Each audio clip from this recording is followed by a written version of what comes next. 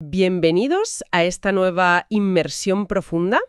La verdad es que es fantástico abrir este espacio hoy para adentrarnos en un conjunto de textos realmente excepcionales. Hola, pues sí, es un placer enorme estar aquí para analizar todo este material. Para quienes nos escuchan y buscan aprender o conectar ideas sin sentir esa saturación tan típica de la sobreinformación moderna, hoy tenemos una misión muy clara. En este análisis a fondo vamos a extraer oro puro de una pila de reflexiones, ensayos filosóficos, conceptos empresariales y apuntes históricos. Es una mezcla de fuentes que, a simple vista, parece que no tienen nada que ver. Exacto. Pero hemos agrupado todo este material bajo un concepto unificador que resulta fascinante. El concepto de la arquitectura de una vida bien vivida. Un título ambicioso, desde luego. Totalmente. Vamos a recorrer un terreno muy rico. Tenemos textos que van desde los estoicos como Marco Aurelio y figuras históricas como Abraham Lincoln, hasta llegar a teóricos de la gestión moderna como Peter Drucker. A simple vista, como decíamos, parecen mundos completamente aislados. Sí, pero a medida que avancemos veremos cómo encajan a la perfección. Cuando uno revisa estas fuentes con calma, se da cuenta de que todas parecen orbitar en torno a un enigma central. Un enigma que siempre ha estado ahí, claro. Eso es. De hecho, hay una pregunta que subyace en la base de casi cualquier filosofía o libro de sabiduría que ha perdurado en el tiempo. La verdadera pregunta que extraemos de los textos hoy no es simplemente qué se debe hacer o cómo se debe vivir. Es algo mucho más profundo e inquietante. A ver, adelante con esa pregunta. La pregunta es, ¿quién o qué está realmente al mando de nuestras vidas en este preciso instante? Madre mía, esa es la pregunta fundacional que va a guiar toda nuestra reflexión de hoy. Efectivamente. Y saber quién o qué lleva verdaderamente el timón es crucial para cualquier persona interesada en el aprendizaje continuo y que aspire a forjar una mente inquebrantable. A lo largo de esta sesión descubriremos cómo construir esa mente pieza a pieza a través de hábitos minúsculos. Porque para construir cualquier gran obra se necesita empezar por los cimientos. Vale, vamos a desglosar esto, porque el material arranca con una base puramente biológica y física. Tenemos una cita del Dr. Kenneth Wesson que es verdaderamente tajante. Sí, no deja lugar a dudas. Afirma que todo cerebro sano necesita agua, ejercicio, sueño, manejo del estrés, estimulación, oxígeno, nutrición y una actitud positiva. Puede sonar a sentido común, pero las fuentes subrayan que esto es el sustrato absoluto. Es que a veces se intenta resolver con filosofía profunda un problema que en el fondo es simplemente falta de sueño o deshidratación. Tal cual. Sin esto es literalmente imposible pensar con claridad. A menudo se olvida el hardware por estar demasiado obsesionados con el software. No son lujos, son condiciones innegociables. Si ese sustrato físico está comprometido, cualquier intento de desarrollo personal o de liderazgo se vuelve infinitamente más difícil, por no decir inútil. Claro, intentar meditar o liderar una empresa durmiendo 3 horas es una batalla perdida. Totalmente. Pero una vez que esos cimientos biológicos están firmes, el texto nos invita a dar un salto hacia una idea abstracta maravillosa. De la mano del autor Steven Pressfield. Él desarrolla la teoría de los 5 yoes para responder precisamente a esa pregunta de ¿quién está al mando? Los famosos 5 yoes. Eso es. Para empezar, describe un primer yo. Este es el ego, el intelecto razonador, es esa voz constante que navega por las agendas, las expectativas sociales, el ruido diario, las inseguridades. Es esa interminable reunión de comité que todos llevamos en la cabeza. La voz que nunca se calla. Exacto. La que siempre está analizando, justificándose o preocupándose por el qué dirán. Es una voz agotadora, la verdad. Así es. Pero luego, señala Pressfield, si uno asiste a una clase de yoga o se sienta a meditar, aparece un segundo yo. Este es el testigo silencioso. El que observa. Justo. Es esa parte de la mente que, casi desde una ligera distancia, observa al primer yo mientras éste intenta desesperadamente acallar el ruido mental. La teoría de Pressfield escala luego por diferentes niveles de conciencia, pasando por la intuición y la voluntad, hasta llegar a la cima.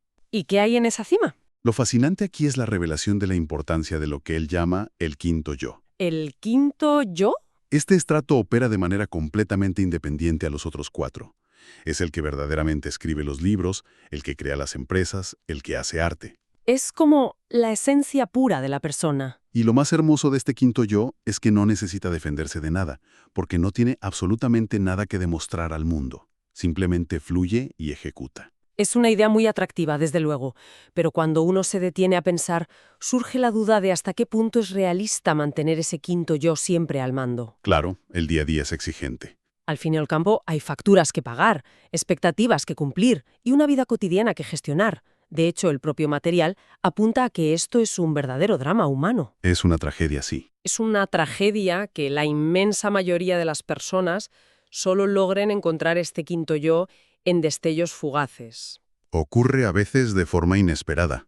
Quizás aparece en una noche de insomnio o en la claridad extraña de un largo paseo solitario o en un momento de crisis cuando todo el ruido exterior por fin pierde sentido. El gran reto que plantean los textos es conseguir que ese quinto yo sea quien realmente dirija la vida de forma continua.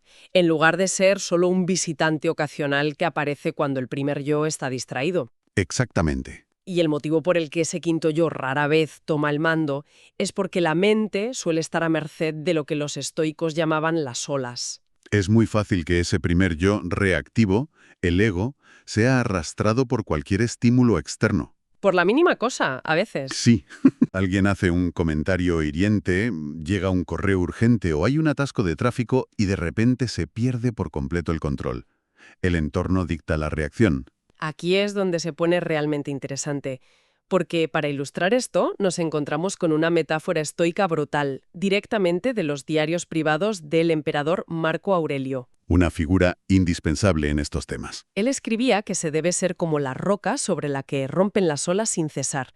En este contexto, las olas son las pasiones. Y hay que aclarar que no se refiere a la pasión romántica o al entusiasmo creativo. Ojo con eso, sí. Se refiere a esas perturbaciones emocionales intensas y desestabilizadoras, la ansiedad repentina, la irritación crónica, el pavor continuo ante el futuro. Las emociones que nos secuestran. El objetivo que plantea Marco Aurelio no es convertirse en una estatua de hielo sin empatía ni emociones. El objetivo es sentirse menos arrastrado. Es aceptar que la ola va a chocar inevitablemente, pero lograr mantener la estabilidad interior. Y esa capacidad de ser la roca tiene una manifestación histórica fascinante en las fuentes que estamos analizando. Hay una anécdota increíble sobre Abraham Lincoln que ilustra perfectamente esta idea de hacer una pausa. La historia de las cartas, ¿verdad? Esa misma. Se cuenta que, durante las presiones extremas de la guerra civil, cuando un general le fallaba estrepitosamente o un aliado político le decepcionaba, Lincoln se llenaba de furia. Era humano al fin y al cabo. Lógicamente, la presión debía de ser inmensa. ¿Pero qué hacía? En lugar de descargar esa ira directamente y dejarse llevar por la ola, se sentaba en su escritorio y escribía cartas larguísimas. Para desahogarse. Sí, en ellas desgranaba todo su enfado, argumentando con dureza por qué la otra persona estaba equivocada. Sin embargo, al terminar, doblaba la carta, la guardaba en un cajón y jamás la enviaba. ¡Qué fuerza de voluntad! Muchas de esas cartas solo sobrevivieron por pura casualidad y fueron descubiertas tras su muerte. Lincoln entendió a la perfección que en el espacio exacto entre el estímulo y la respuesta es donde reside y se forja el verdadero carácter. Si uno piensa en el equivalente actual, es como escribir un correo electrónico larguísimo, lleno de furia, tras una discusión de trabajo. Sí, o un mensaje en el móvil. Y en lugar de darle a enviar, dejarlo en la carpeta de borradores. Esa pausa es la misma. Dejarse llevar por la ola y enviar el mensaje. Es lo fácil. Pero la dignidad y el autocontrol no se deben externalizar. Hay que mantener el mando. Ahora bien, esto conecta con otra lección vital sobre el control emocional que es bastante más dura de digerir. Se aborda desde la perspectiva del texto de Lucas 6 y las reflexiones posteriores de Thomas Merton. Una perspectiva radical. Es la idea, verdaderamente radical para ese primer yo guiado por el ego, de amar a los enemigos y orar por los perseguidores. Es muy bonito en papel, pero cuando alguien intenta hundir un proyecto en el trabajo o ataca de forma personal, amarlo parece lo menos instintivo del mundo. Es un desafío enorme, sin duda. Es ir en contra de la biología pura. Pero la reflexión de Merton intenta cambiar el paradigma desde el que se observa esa agresión.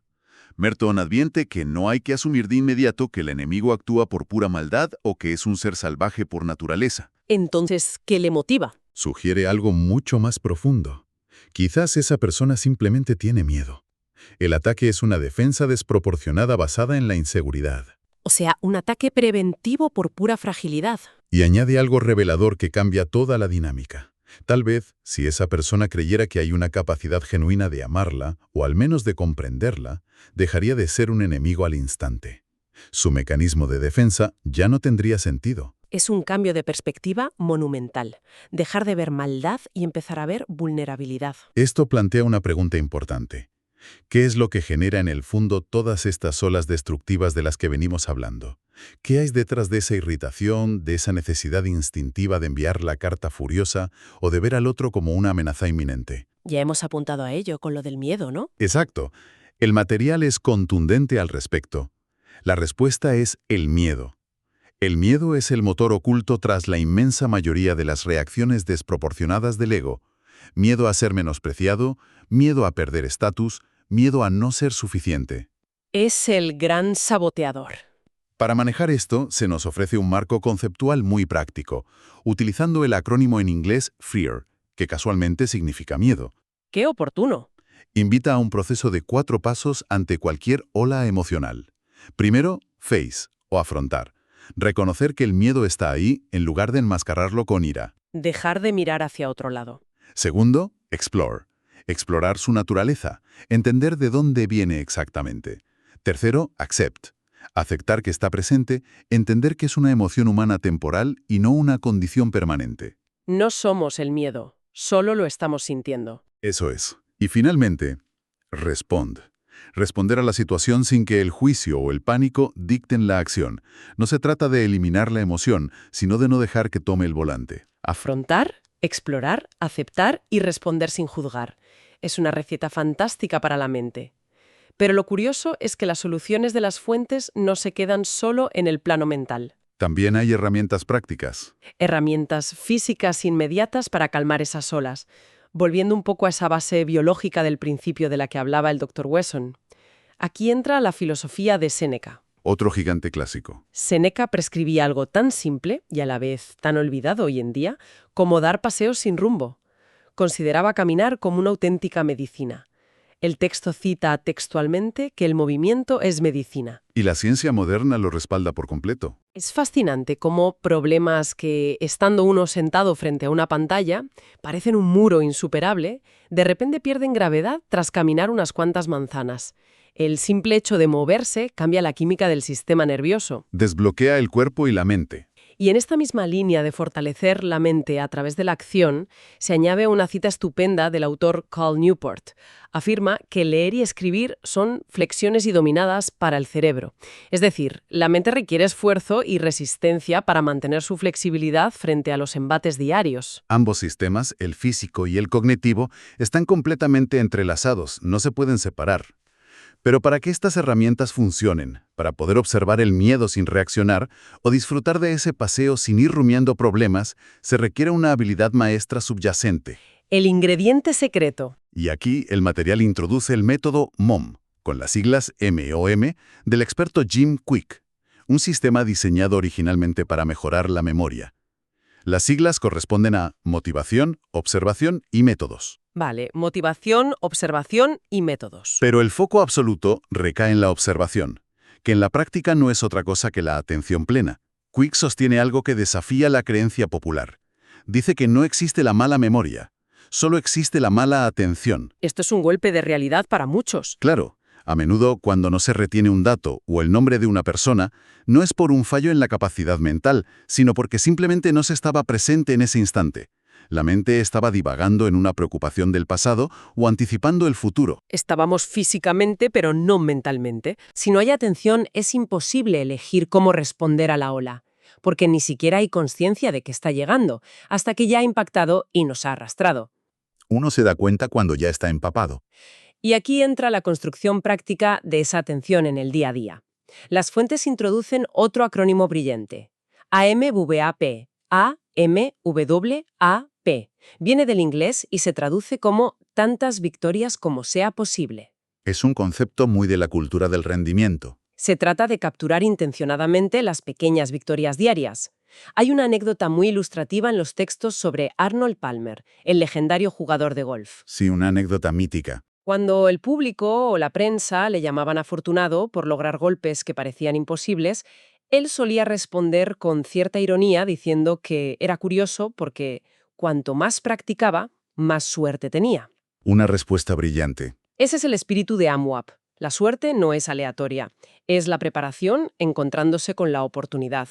Estas microvictorias no son ganar la lotería, son cosas tan mundanas como elegir beber agua en lugar de un refresco, O morderse la lengua en lugar de dar una mala contestación a un compañero. o leer 10 minutos en lugar de mirar el teléfono antes de dormir.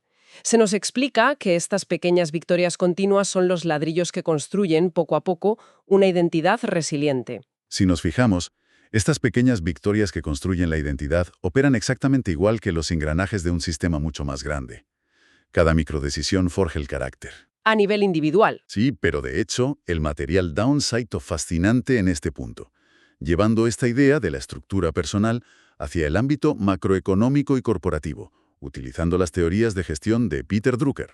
Entonces, ¿qué significa todo esto a gran escala? Drucker analizó la necesidad de equilibrar diferentes dimensiones vitales observando los modelos corporativos del siglo XX. Desglosa 3 enfoques distintos. ¿Vamos a repasarlos? Primero, menciona la dimensión económica, representada por el modelo corporativo estadounidense. Estaba extremadamente enfocado en el rendimiento puro, la eficiencia y el beneficio para el accionista. La máquina de hacer dinero. Luego, describe la dimensión humana, encarnada en el modelo japonés, célebre por su enfoque en el empleo de por vida, el consenso y las relaciones humanas. Pero que tropezó severamente durante la recesión de los años 90 porque les costaba mucho tomar decisiones difíciles rápido. Eso es. Y finalmente expone la dimensión social representada por el modelo alemán de la economía social de mercado. Este modelo brindaba una gran estabilidad e integración comunitaria, pero a costa de una profunda rigidez y falta de agilidad laboral. Modelos muy definidos, cada uno con su punto ciego. La conclusión a la que llega Drucker es muy clara. Ninguna de estas 3 dimensiones es sostenible por sí sola. Un sistema que solo persigue el beneficio económico termina siendo frágil ante las crisis. Uno que solo busca consenso se paraliza. Si conectamos esto con el panorama general, la analogía que trazan las fuentes entre la corporación y el individuo es una de las reflexiones más agudas de todo este material. El paralelo personal es clarísimo. A ver cómo se aplica esto a nivel individual. Pensemos en alguien que optimiza únicamente su rendimiento y su disciplina pura, el equivalente al modelo económico estadounidense. Se volverá una persona tremendamente eficiente, tachará todo de su lista de tareas, pero eventualmente se sentirá vacía. Perderá el sentido del propósito. El famoso síndrome del trabajador quemado. Por otro lado, si alguien optimiza solo las relaciones humanas, el modelo japonés, buscando siempre la conexión, el consenso y evitando el conflicto a toda costa, sin mantener disciplina personal, acabará a la deriva, incapaz de mantener un rumbo propio. Tratar de agradar a todos y perderse uno mismo. Y finalmente, si se optimiza únicamente la imagen social y la reputación en la comunidad, lo que sería el modelo alemán, se terminará creando una fachada. Y mantener ilusiones y apariencias es a la larga algo profundamente agotador que consume toda la energía vital. Tiene que ser asfixiante vivir así. La solidez real, tanto de una empresa como de un ser humano, proviene de la integración equilibrada de esas 3 partes. Hay que tener la disciplina para actuar, las relaciones auténticas para conectar y el propósito genuino para dar sentido a todo ello. Es un equilibrio delicado pero necesario. Y esto nos enlaza de maravilla con las reflexiones sobre el liderazgo y el crecimiento que aportan los textos en su recta final. Se menciona al mítico entrenador deportivo John Wooden, quien afirmaba con total rotundidad que el control de cualquier organización empieza indefectiblemente por el control de uno mismo. Una gran verdad. Y junto a él se cita a Simon Sinek, que define la responsabilidad principal del liderazgo no como dar órdenes, sino como la creación de un entorno seguro, donde las grandes ideas y las personas puedan prosperar. Todo nace del interior. Un líder que no es capaz de gestionar sus propias olas pasionales, que reacciona con miedo o con ira, difícilmente podrá liderar a otros de forma efectiva. Es un reflejo innegable de que todo lo que se construye hacia afuera debe estar forjado primero hacia adentro. No se puede generar un entorno de estabilidad para los demás si la mente propia es un caos constante. Lógico, uno no puede dar lo que no tiene. No se puede estar presente para escuchar a un equipo o a una familia si no se sabe estar presente para uno mismo. Todo esto requiere un crecimiento interno muy honesto, un trabajo invisible que nadie más puede hacer en lugar de uno. Y así llegamos a la gran síntesis de todo este análisis a fondo. Es asombroso observar cómo encajan todas las piezas de esta arquitectura de una vida bien vivida. Hemos visto que todo empieza por respetar ese sustrato físico innegociable del Dr. Wesson: el agua, el sueño, el movimiento, la nutrición. Sin eso, no hay nada que hacer. Sobre esa base biológica firme, se empiezan a levantar los andamios a través de los microhábitos y las pequeñas decisiones diarias de la filosofía de tantas victorias como sea posible. Los ladrillos diarios. Esos andamios son los que permiten que entre en juego la herramienta multiplicadora, que es la atención plena de la que hablaba Jim Kwik, la observación sin juicios. Y es precisamente a través de esa atención sostenida y de la pausa de la que hablaba Lincoln que se logra por fin despertar y ceder el control al quinto yo de Pressfield. Ese creador genuino. Ese creador que no reacciona por miedo, que no se deja arrastrar por las olas del ego, sino que actúa con claridad y propósito. Se trata, en definitiva, de una arquitectura que exige asumir la responsabilidad absoluta sobre el propio desarrollo. Las notas recogen una cita final maravillosa de Abraham Lincoln que lo resume a la perfección. ¿Qué decía Lincoln sobre esto? Decía: uno tiene que forjar su propio crecimiento sin importar lo alto que fuera su abuelo. El contexto de origen, la herencia o el talento innato son solo puntos de partida. Son información básica, pero no determinan el destino. ¡Qué cita tan potente! Y esto se complementa de forma poética con una reflexión de la escritora Sophie Swetchin incluida en el material.